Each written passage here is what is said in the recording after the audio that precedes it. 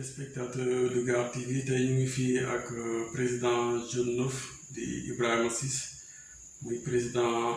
tous les ASC nekk commune de Diamniadio moom mooy seen président di Ibrahima Ciss moom la ñuy dalal tey du Gare TV salaamaaleykum Ciss. waaw maaleykum salaam maa ngi leen di nuyu di leen jaajëfal rafetlu aussi invitation bi puis di nuyu seen auditeurs auditrices yi seen spectateurs spectatrices ak ñeneen di seetaan yëpp di leen jaajëfal comme ni ko waxee ko mu am kontaan ci opportunité bi ngeen di jox peut-être wax ak askan bi. waaw bu ñu bëggoon xam kan mooy Ibrahima Ciss di président Jeune Neuf sa parcours bi aussi. waaw léegi Ibrahima Ciss peut-être benn doomu dëkk bi la doomu Diamniadio ni ma ko en globalité parce que ci commune Diamniadio nekk plus précisément à Dougar Aïcha dëkk Dougar Aïcha waaw yàlla def aussi am nañ tuuti par comme ni ko waxee ci affaire sport parce que nekk na avant tout président ASC Aïcha nekk membre délégué wu zone neuf première année bu zone neuf yi nekk délégué nekk aussi secrétaire général avant adjoint secrétaire général adjoint après nekk président commission finance jógee président commission finance nekk président zone D waaw parcours boobu yëpp daal mën naa ci presque fu may wax maa ngi juste troisième mandat lay démarrer ci président zone quoi donc en résumé mooy que presque dem naa ne presque def naa xaw naa fi yàgg daal xaw naa yàgg ci kii bi bien que li ñuy wax léeg-léeg da ngay dem à un moment bi bugg a génn gars yi ne doo fi génn xam naa moom fi tey ba heure bi sax waaw. waaw Jeune Neuf Diamniadio ñaata équipe nawetaan la ko affaire. waaw Jeune Neuf précisément fi ñuy wax tey jii noonu la tudd 19 ASC moo fi teg waaw mais 19 ASC presque ba dañuy jàpp ne presque chaque année ASC dañuy yokku parce que daaw on avait 16 ASC maanaam 16 ASC la ñu amoon cela veut dire que ren jii ñetti ASC yokku na moo indi ba ñu yegg ci 19 ASC tey jii waaw mais avant kii bi presque moom lay sant rek ASC yi du au fil du temps lay yokku quoi parce que bi may jël zone bi on était à 13 ASC man bi may jël zone bi donc ASC yokkuwaat nañu benn année bi ci topp ñaar ASC yokkuwaat léegi ba fi ma lay wax ni ci juste près bi ñu wax ni juste 3 ASC yu bees sax yokkuwaat te je suis sûr et certain sax yeneen dina yokku déwén parce que li tax ma ne yeneen dina yokku déwén moment yi ñett yi di ñëw amoon na yeneen ñaar yu doon postuler pour am ak kii récépissé bi am nañ sa récépissé sax mais affiliation zone la ñu am donc loolu moo gën a yomb quoi donc c'est la révision presque un pied ci biir zone bi donc am na lu muy demee am naa yaakaar ne d'ici 2 ans dinañ am presque lu ëpp 20 ASC quoi waaw comme d'habitude nag en général bu ASC demee ba egg ci ay 18 yu demee nii dañuy préférer parfois def ko 2 zones mais d'autant plus que loolu sax fu may waxee ñu ngi xalaat pourquoi pas def kii bi ñaari zone quoi loolu la tudd la zone 9 la maanaam zone 9A zone 9 Diamniadio zone 9A Diamniadio zone 9B Diamniadio ci procédure boobu laa ragal ne ñu ngi ci daal ñu ngi ciy jéem waxtaan dans les coulisses là pour xool ni ñu koy ji defaree noonu quoi incha allah. mais ASC yu bëri yooyu pour nga gérer du yomb rek. mais ASC est-ce que côté subvention aussi dina doy. waaw c'est que ASC moom gestion bi c'est toujours difficile même benn ASC kese sax c'est pas facile à gérer boo jël exemple ci benn ASC kese mi nga nekk sax kon je parle sous le contrôle noonu la tuddee président ASC en commencé par le président ASC Aïcha Pal fi ñu dëkk fii ñu suñu kër gi boo ko laajtee dina xam ne ASC gestion ASC ay tas de kii la tas de problème donc xatuma la nga war a gérer nombre de par exemple de 19 ASC donc c'est pas donné à tout le monde c'est pas facile waaw comme ni ko waxee ay jafe-jafe yu bëri yi nekk ngay jënd léegi yaa ngi tudd sànq problème mu subvention xam nga maire yi mooy yooyu subvention même le maire ainsi de suite moom parfois bi mu départ subvention léegi li tax aussi am na jafe-jafe foofu dina war na am na jafe bi mu commencé woon ça fait pratiquement lu mat ñu ngi jëm 10 ans yoo xam ne 350 000 la am lay subventionné te ñun dañu am subvention ay 150 175 200 225 250 ba ñu 350 mais 350 dañu fi stand by am na lu tax li gën a indi stand by 350 c'est parce que somme bi muy subventionné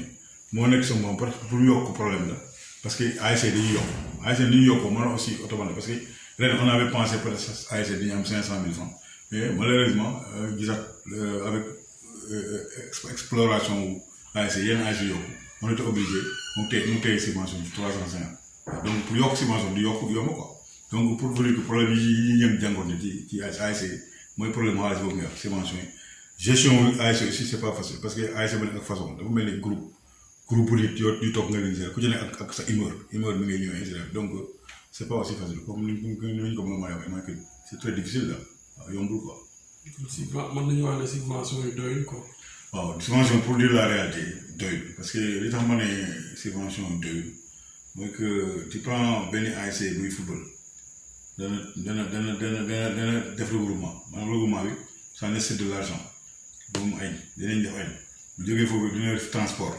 mooy place local ainsi bu leen di transport de fii ba dem terrain bu leen foofu aussi terrain bi au retour aller-retour transport après ak loolu y a quelques jours yoo xam ne aussi il faut ñu jox le transport individuel pour ñibbi sous forme de prime wala sous forme de transport donc ñibbi donc en grosso modo benn ASC kese mën na dépenser facilement 150 000 francs minimum laa la base minimum 150 000 francs par match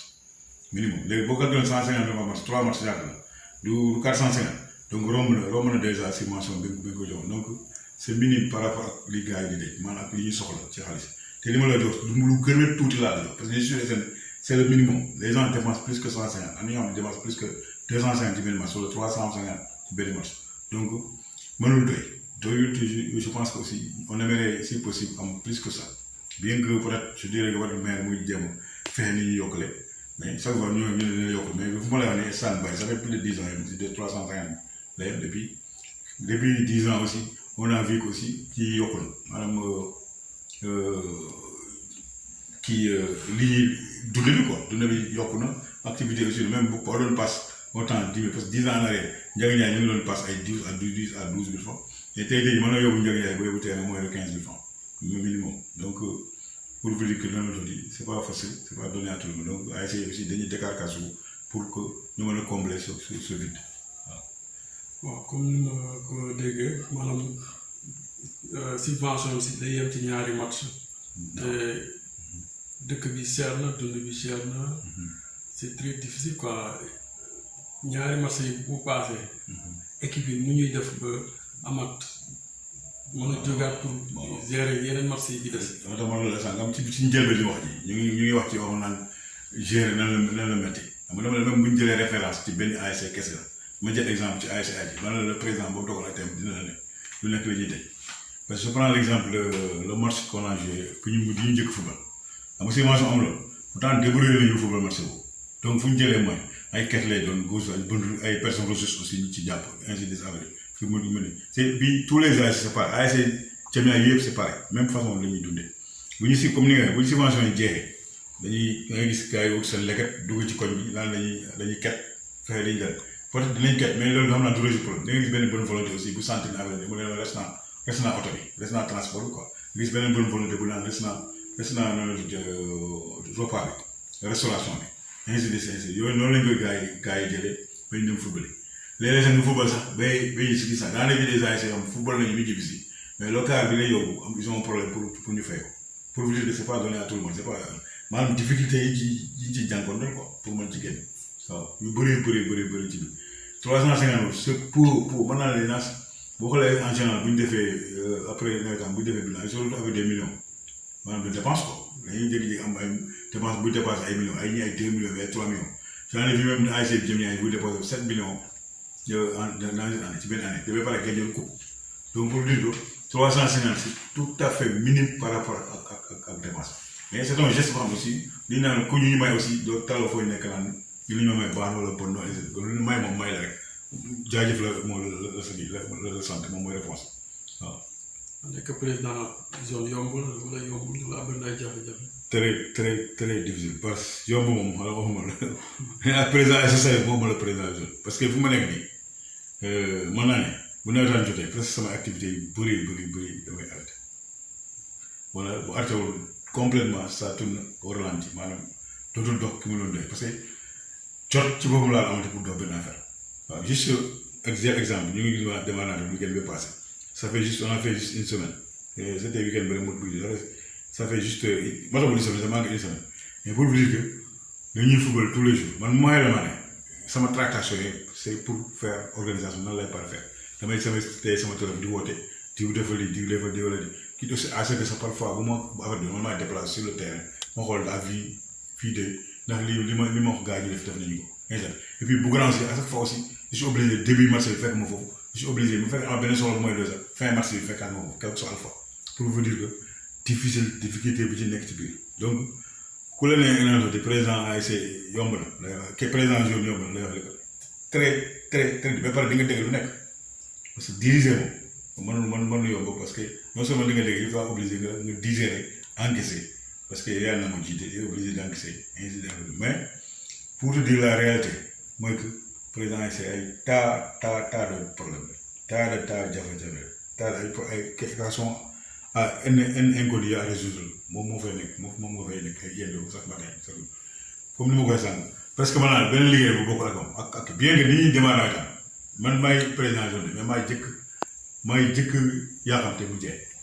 pour tourner passe nekkaat si leneen parce que pour man bu ma ko ubbee rek ubbi passe naa sama yeneen domaine bi yëpp day tëju waaw donc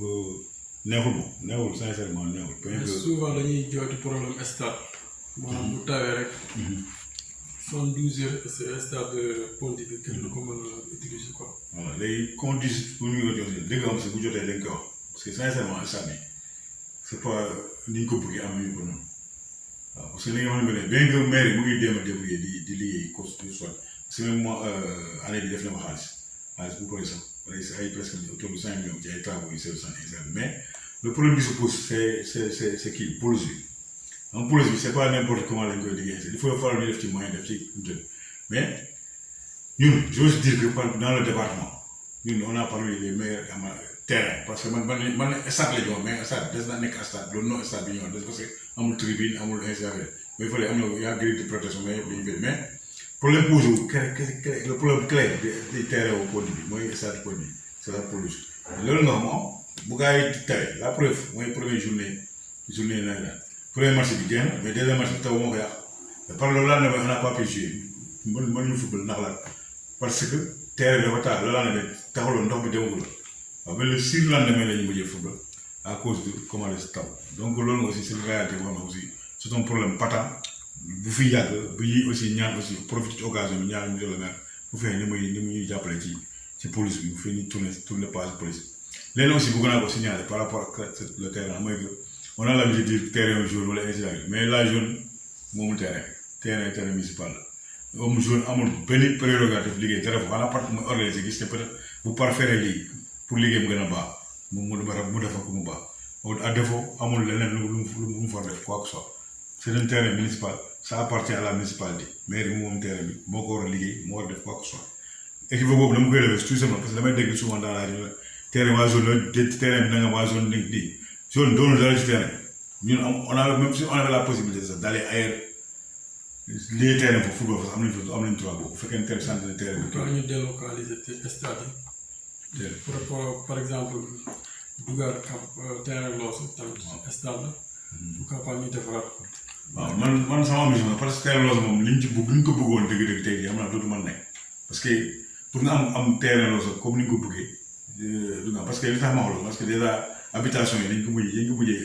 jël lu bëri quoi je ne sais pas je n'ai rien compris sur ce problème mais gis naa ne moment yi tey jii pour ñu amaat ko ni ñu ko bëggoon ce serait très difficile dans ce cas là pour ñu négocier ak ñi dëkk entourage ñu xool ni ñu leen toxalee feneen et puis ce serait pas facile am naa loolu yow c'est pas donné leneen li ma gisoon kay pour proposer à la mairie terrain Ponty bi pour ma ne terrain parce que boo terrain boobu gis naa fa am na tuuti xam nga li espace bi di wër terrain bi xam mais ni ma gisee aménager mooy gën a yomb aménager terrain loolu bi déjà y a des habitants wër nañu ko presque à 2 mètres des lignes de touche bi ñi am nañ kër donc foofu moom pour def ko stade tuuti yomb mais Ponty bi c'est possible pour man sama gis-gis c'est possible déjà nit yi kii ñu ko mais li wër déjà c'est négociable bu fekkoon ne c'est des habitations yoo xam ne ñoom tabaguñu c'est des possibilités li nga wax xelaat noonu si il fallait que ñu am jëm ñaari war a am 3 waxuma la sax ñaar mais 3 stades mënoon nañu di football Douar di football Diamniadio centre di football Ponty c'était bien possible terrain bi mu ngi li gënoon l'idéal moo nekkoon terrain bi nekk biir Diamniadio centre parce que su alpha Diamniadio centre mooy capitale quoi mooy capitale ville ni mu ko mën a expliquer mooy capitale commune bi donc bu ñu fa amoon je pense que terrain moo doon gën a nekk lu propice mais c'est dommage ñun ñëpp ñoo xamul loolu pour les réalités yi nekk ci dëkk bi tey suuf si dafa cher c'est pas donné à tout le monde ñëpp bu soxla suñ suuf pour nga am suuf léegi ngeen point d'interrogation la wante mën a ay hectares pour def ko stade yomb donc li ñu mënoon fu mu nekk nii xanaa peut-être jéem a gën a soññi mais jéem a gën a ñaan mais mu fexe loolu aussi ñu defar ko de telle sorte mu am confort mooy lan au moins mu am ay tribune les gens bu ñëw ñu toog ainsi affaire de am gën ko defar daal gën ko ñogal li ñu ko mën surtout ça la police gën ko def de telle sorte même bu tawoon tey le soir bu dawee le matin le soir ñu mën a ful je pense que mais décentralisation boobu nga localité mën na nekk mais ce sera très très difficile parce que mooy li ma la espace boobu mooy nekk problème bi fu mu nekk mooy nekk problème bi sinon ça on va falloir décasse ñu décasse xaalis bu bëri pour mën a jënd la déloger ñeneen yóbbu la ñeneen feneen te aussi c'est un essai de l'argent je pense pas que la mairie waaw yàlla moo xam daal je sais pas mais je pense pas que la mairie am na possibilité def détail boobu quoi waaw sa ASC bi xanaa ren dina jël coupe de ASC ay waaw amoo équipe non en tant que kii tel man moo am équipe je sais pas dire que am équipe amul sax ma ne ñi mee moo am équipe parce que li mu am tey yëpp au niveau ba nekk escalier bi muy egg nekk jaune nekk président jaune c'est à cause de l'ASC parce que ASC ñoo ma délégué ma dem jaune parce que ASC bu nekk day délégué 3 personnes dem boobu jaune bu ñu demee jaune ñooy formé comité directeur bi mooy créé bureau bi ci seen biir ñu jóg léegi ASC moo ma délégué parmi ces 3 délégués ma nekk bokk comité directeur bi gars yi di formé bureau bi ma nekk membre bureau waaw mooy tamit la ko expliqué sànq secrétaire général adjoint jógee secrétaire général adjoint nekk président commission finance jógee commission président commission finance ci laa nekk président adjoint waaw donc ASC moom ma jox loolu donc ñi même wax ne am ASC je le dis voilà mais ASC mooy sama ASC fu ma dem même biir zone man bien que bu ma demee terrain dinaa jéem a def tëddee njaaxaanaay mooy ma xam ne man maay njiit maay personne morale bi il faut que ma jéem a wane maay personne morale pas di jéem a jéng parce que ASC laa jógee wala moom laa faral mooy jéem a jéng ci moom bu ñu defee yoon dinaa la def yoon bu ñu defee yoon dinaa def leen yoon moom pour man noonu laay dundee ñoom et puis quel soit aussi lu ñu laaj ASC bi dama yor ko moom je n'hésiterai pas yi dem émettre mooy bu mën doon quel que soit lu mën toll waaye ñoom soxla lañ ko man nekk yor ko dinaa ko jox parce que pour man li ma defal man moo ko fekk waaw parce que fi ma waxee man naa xam nga les relations yu am tey am relation yu bëri amee ko ci problème ci côté jeune bi ASC moom moo ko may tey donc li ñu naan nit ki da nga wax léeg-léeg di delloo la monnaie waaw mooy problème moo tax ma ne ASC problème bu mënta am ma mën ko régler ñu naa ko régler ba bi may maquette nag bay yor ay baag beegi di dox wala yor ay bant di dox te ma am possibilité def dara ci ASC je n'hésiterai pas à le faire dinaa essayer parce que man yóbbu na ma may na ma loxo lu réeréeré may na ma lu bëri yoo xam ne man maa ko xam man maay dox di dugg fu nekk ASC maa xam ne moo ASC nag donc ASC laay mooy sama ASC je le dis voilà mais bien que je dirige benn zone boo xam ne ça regroupe 19 ASC mais terewul man ASC laa bokk waaw sa dernier message waaw effectivement rafetlu commencé waxtaan bi di la remercier parce que yam naa ne vous faites du travail liggéey bi di def quoi c'est du bon travail parce que après tout yeete la te dangay tax aussi nit xam ñu bëri ñu xam loolu et puis c'est pas donné à tout le monde aussi parce que lii jot la li ma ko mën a expliquer donc xanaa jaajëfal ñaanal aussi parce que ay xale ngeen ni ma ko mën a expliquer yaa ñaanal yéen a xam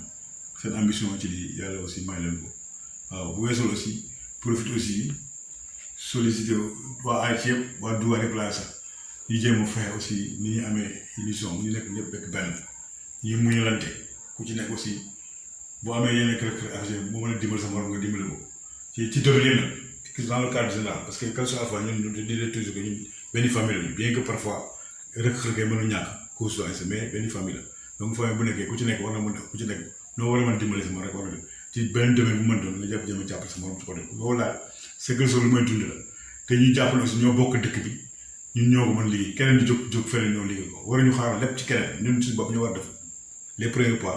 bu ñëwee ci premier ku ñëw fekk ñu ci premier pas yi donc ci sama gis-gis loolu laa di weesu aussi comme il ma ko encore une fois di leen jaajëf